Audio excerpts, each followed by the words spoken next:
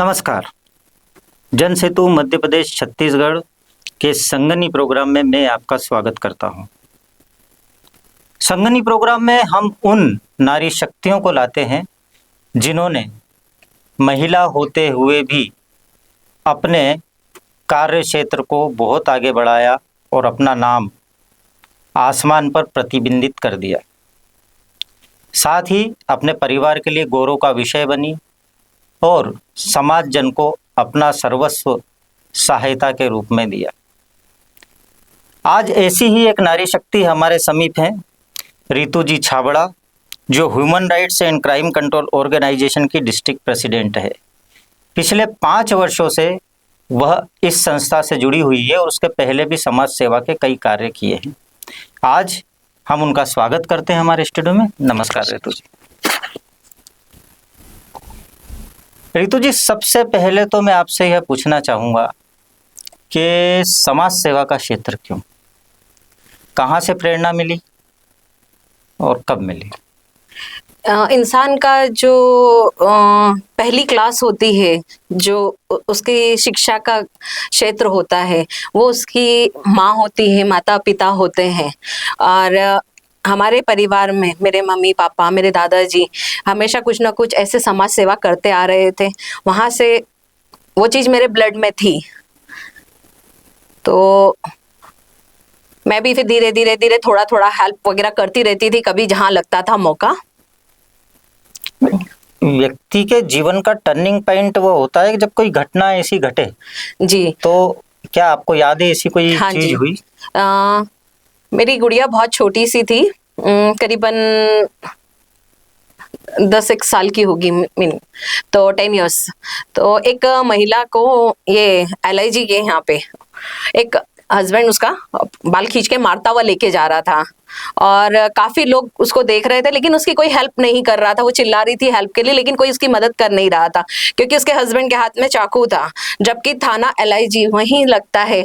लेकिन ना तो किसी ने कंप्लेन करी, ना ही कोई उसको बचाने के लिए आगे आया। पता नहीं उस टाइम पे कहाँ से हिम्मत आई। उसके हाथ में चाकू देख के भी मेरे अंदर डर नहीं था, पता नहीं क्यों। नहीं तो ऐसे ओपन हाथ में आप वेपन देखते हो तो डर एक मन में रहता है।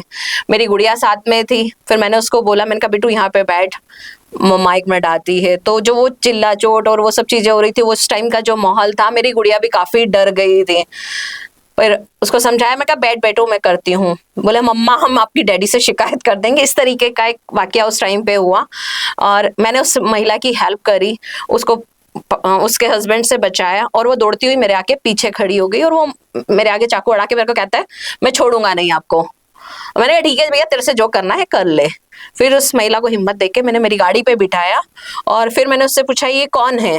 बोले मेरे हस्बैंड है। तो मैंने कहा ये मारते हुए बोले मैं मेरी मम्मी के यहाँ गई थी जो ये पसंद नहीं करते थे, तो इसलिए मेरे को वहां से इनको पता लगा, तो मेरे को मारते हुए वहां से अपने घर लेके जा रहे थे। फिर उस महिला से मैंने पूछा कहाँ छोड़ना है आपको? तो वो बोली मेरे को जाना कहाँ है, मेरे ससुराल ही जाना है, आप मुझे वहां छोड़ दो।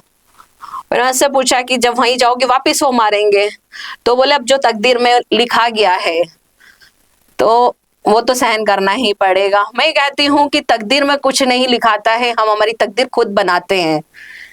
यदि हमें पहली बार हमारे पर हाथ उठाया गया था, हम उसका विरोध कर लेते तो शायद ये कंडीशन उस महिला की नहीं होती। वहां से मेरे अंदर एक हिम्मत आई। यानी वो आपके जीवन का एक टर्निंग पॉइंट था। उस समय ऐसा हुआ कि नारी शक्ति हम जिसे बोलते हैं, वाकई में माँ शक्ति स्वरूप आपके अंदर आई और आप में हिम्मत प्रदान करी। ऐसी सभी महिलाओं में हिम्मत आ जाए तो हमारे देश में जो नारी अपराध बढ़ रहे हैं, महिलाओं के प्रति अपराध बढ़ रहे हैं, वो कम हो जाएंगे। तो वहाँ से आप समाज सेवा के क्षेत्र में मुड़ी और मुझे आपके बारे में जहाँ तक ज्ञात हुआ कि आपने बहुत सारे टूटते हुए परिवारों को बचाया है, उसके बारे में थोड़ा प्रकाश डालिए। जब हस्बैंड वाइफ में कभी भी मैंने अभी तक के जो मेरे केसेस देखने में आए हैं, बहुत बड़े बड़े मैटर्स नहीं होते, बहुत छोटे इश्यूज होते हैं जिसको बड़ा कर दिया जाता है। और यदि 2 परिवार यदि जोड़ते हैं और इस टाइम पे जब ऐसी सिचुएशन आती है तो सबसे पहला सहयोग परिवार का चाहिए होता है, लेकिन एक ईगो इंसान के अंदर आ जाता है और आज के टाइम में सबसे ज्यादा इगोइस्टिक दोनों ही परिवार हो जाते हैं, जिस कारण से आज इतने ज्यादा डिवोर्स केसेस आ रहे हैं। और मेरा सबसे पहला ये होता है कि हम लोग 5 काउंसलिंग करते हैं, जिस काउंसलिंग में हम उनको पूरा सजेस्ट करते हैं, मतलब उनको समझाते हैं कि आप जो कर रहे हो ये गलत है, क्योंकि ये 2 अलग नहीं होंगे, ये 2 परिवार अलग होंगे। और हस्बैंड वाइफ का कुछ नहीं जाता, वो सेकंड मैरिज वापस से कर लेते हैं। वाइफ अपनी लाइफ में सेट हो जाती है और हस्बैंड अपनी लाइफ में सेट हो जाता है, लेकिन जो सबसे ज्यादा तकलीफ बच्चों को फेस सफर करते हैं वो बच्चे करते हैं। या तो स्टेप मदर मिलेगी या स्टेप फादर मिलेगा। तो लाइफ करियर जो चौपट होता है वो बच्चों का होता है, उनकी लाइफ पे इफेक्ट आता है। तो अपने ईगो को साइड में रख के, क्योंकि झुकती डाली पे ही फल लगते हैं। यानी अगर ईगो पर कंट्रोल किया जाए तो परिवार टूटने से भी बच बचाए जा सकता है। सकते हैं। आखिर कितने परिवारों को आपने बचाया है टूटने से? 30 परिवारों को। 30 परिवार, यानी एक बहुत बड़ी संख्या होती है। 30 परिवारों को टूटने से बचाना, उन 30 परिवारों के टूटने से बचने से उस 30 परिवारों के जो बच्चे हैं उनकी जिंदगी अंधकार में जाने से बच जाती है। आपने कोरोना काल में भी काफी सेवा कार्य किए जी। कोरोना काल में आप फेमस हो चुकी थी लाल गाड़ी के नाम से। जी सर।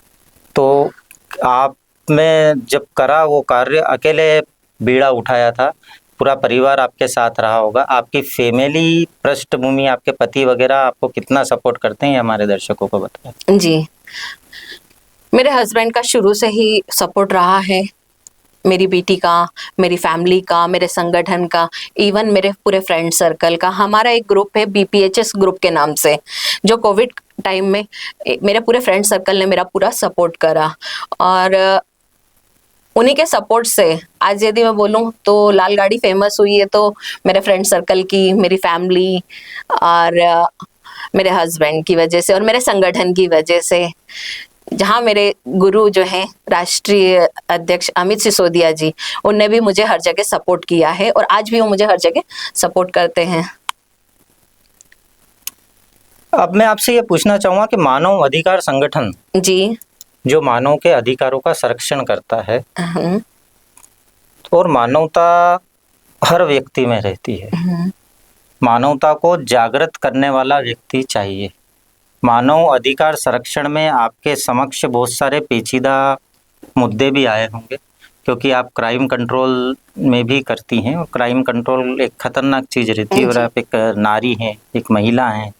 हमारे यहाँ मैं इसलिए कह रहा हूँ कि इस देश में पुरुष प्रधान देश है और नारियों को कहीं कहीं दबने का एक कालम बनता है सामाजिक स्तर पर। तो आपको क्या क्या चुनौतियाँ इस क्षेत्र में, मानव अधिकार क्षेत्र में आई?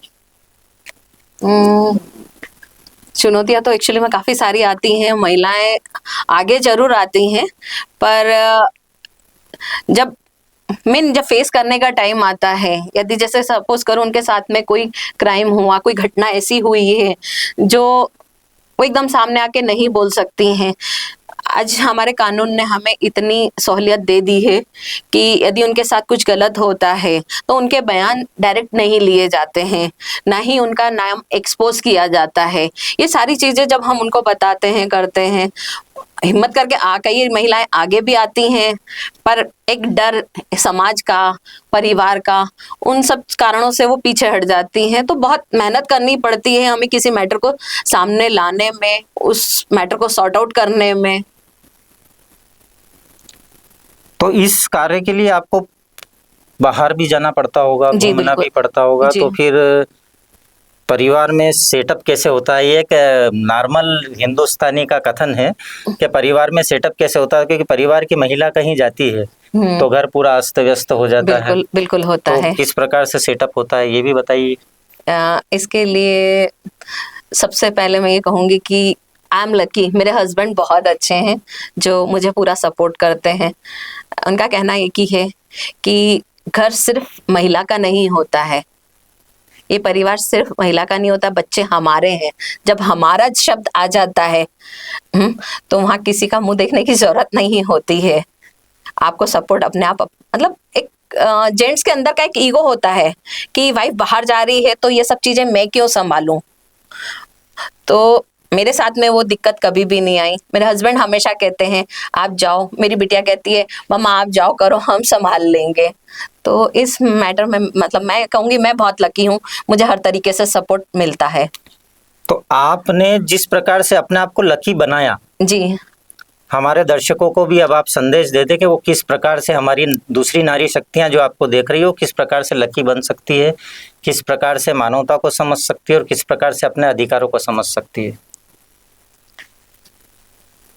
हर इंसान अपना लक लेके आता है, पर हमारा जो डर है, हमारी जो सोच है वो कभी भी हमें आगे नहीं बढ़ने देती है।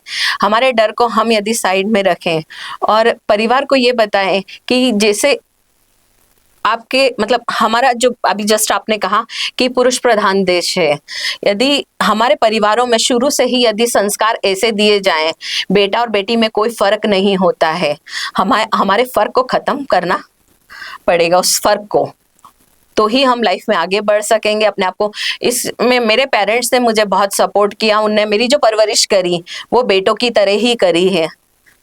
तो डर तो मुझे शुरू से कभी नहीं रहा, ना फर्क मुझ में रहा कि मेरा भाई है और मैं बहन हूँ। यानी अपने मन में डर नहीं रखना है, कोई फोबिया नहीं रखना है, उससे आप अपने भाग्य को संवार सकते हैं। यह हमारी आज के मेहमान का कथन है, जो स्वयं एक दीपक बनकर जगमगा रही है नारी शक्ति के क्षेत्र को। तो आज के लिए बस इतना ही, हम आपसे विदा लेते हैं। अगली बार संगनी कार्यक्रम में फिर से आपसे जुड़ेंगे, तब तक के लिए हमें आज्ञा दीजिए। आप हमारे स्टूडियो में आई, आपका बहुत बहुत धन्यवाद।